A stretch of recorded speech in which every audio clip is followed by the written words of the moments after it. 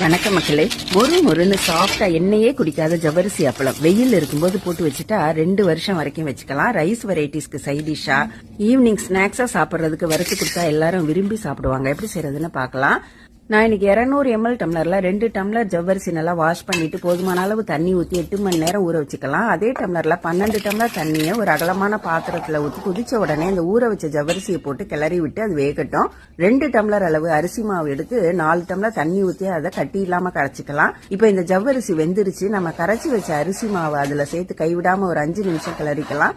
தேவையான அளவு உப்பு, காரத்துக்கு பச்சை மிளகாய் கொஞ்சம் அரைச்சி போட்டுக்கலாம். ஜீரகம் சேர்த்து இதை ஒரு 5 நிமிஷம் அப்படியே கிளறிக்கிட்டு இருந்தா மாவு வெந்துடும். இப்ப மூடி போட்டு சிம்ல 15 நிமிஷம் வேக வச்சு அடுப்பை நிறுத்திடலாங்க. நம்ம விருப்பப்பட்ட சைஸ்ல இந்த மாதிரி நம்ம ஒரு துணியில போட்டு உரிச்சி வெயில்ல நல்லா காய வச்சு எடுத்து வச்சுட்டு 2 வருஷம் வரைக்கும் வச்சுக்கலாங்க. டீடைல்டு வீடியோ சேனல்ல இருக்குதுங்க. நன்றி.